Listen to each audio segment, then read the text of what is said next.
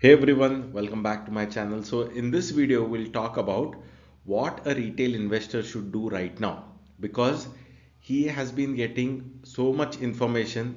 On the one side, you have very good data coming in from the Indian economy, right? Whereas on the other hand, you see a lot of analysts from the US are pointing at a bubble and a big correction coming in the US market.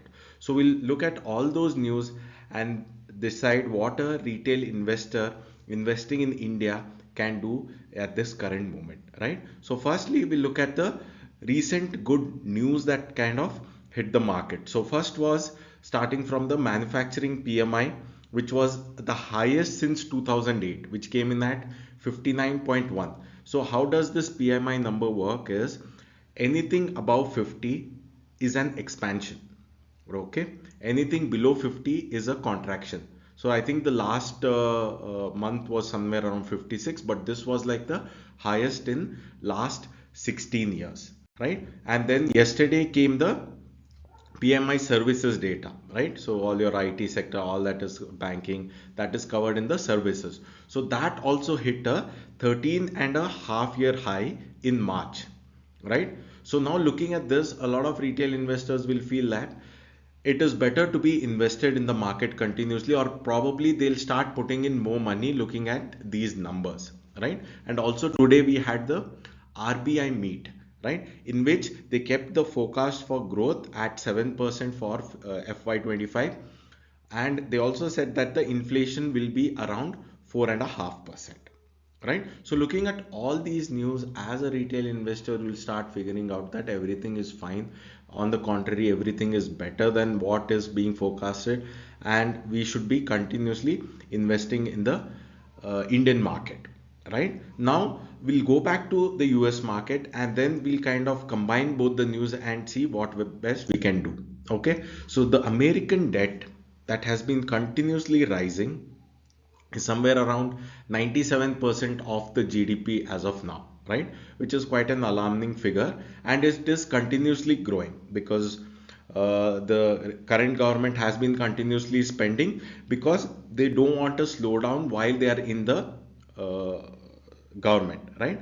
Because of which the debt has been continuously increasing, right? Now coming to the Fed balance sheet. So the Fed balance sheet, if you look at it, so what happened after COVID, you would see from a $4 trillion this thing, it jumped to like 9 trillion, right?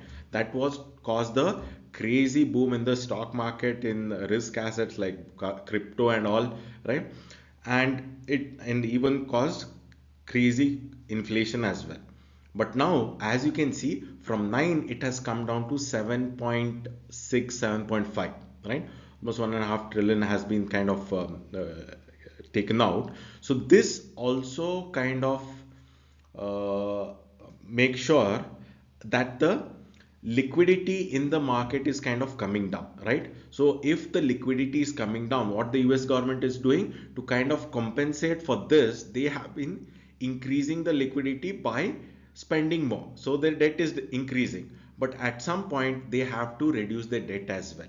So when they start reducing the debt, and even the Fed is also shrinking its balance sheet, that is when the liquidity crunch will happen in an economy, and the economy comes to a, I mean, the pace will drastically drop, and that usually leads to a recession, right? There are already several other indicators that is pointing at a big recession coming in, right?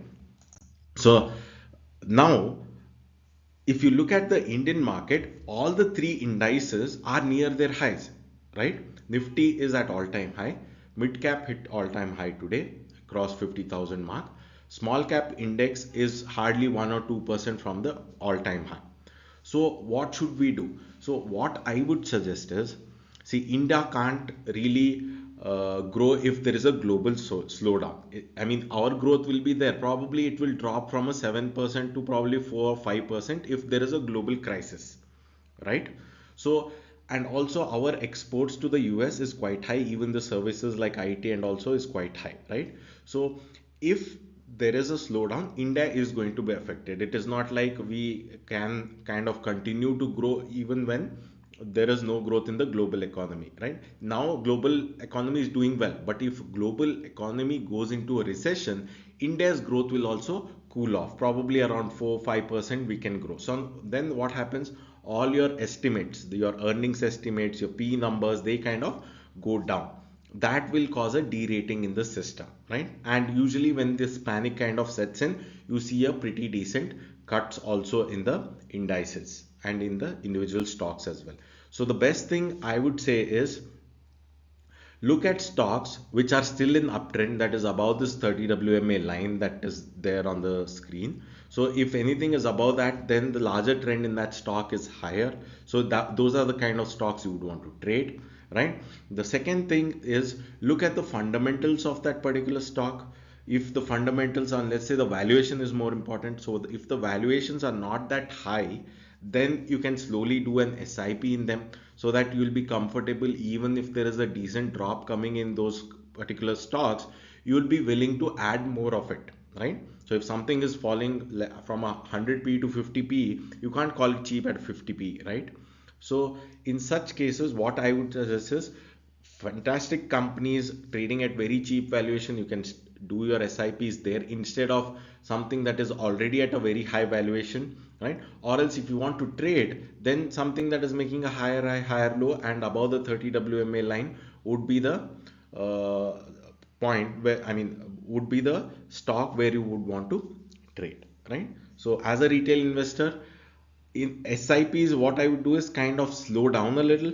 If there is a drop, then whatever I have been saving in, I would put that also back and probably increase my SIP as we go lower, because this drop would probably be the last drop before we start growing at double digits, which also the late big bull Mr. Junjunwala used to always tell us, right, that there is a high possibility that India will clock double digit GDP growth, and that is quite a reality. Once this panic is over and we start a global recovery, right? So in that global recovery, I'm very sure India will definitely touch to double digit GDP growth. That would be a great 3-4 years for the Indian market as well. So small reset might happen, might be 6 months, 9 months kind of a panic, but India should make a bottom before that, and then we will start a next bull run in the market is what I feel, right? So probably this kind of helps a retail investor to know what he should be doing right now. If something is at extreme high valuation, probably it makes sense to even kind of book out, right? Because high valuations, if there is a slowdown coming, there is definitely going to be a big drop in those kind of stocks as well, right? So hope this helps. Thank you. And also one more thing, the accumulation data, right? So that has been pretty good. Like even I was expecting a broader market to kind of cool off a little, but then it continuously rose, and even today it kind of went up, and the data also points at a little improvement over yesterday. So looking at all this, looks like the next week we should continue to move higher, right? And things look good so far, unless and until something happens today in the US markets and the US market kind of falls big. Even then, if you look at the Nifty, there hasn't been much of a pain in Nifty. While Dow has been down 3%, the Nifty is standing where it is, right? Or probably around the all-time high. So all in all, probably in the next week also we should continue moving higher. All right. Have a good weekend. Thank you.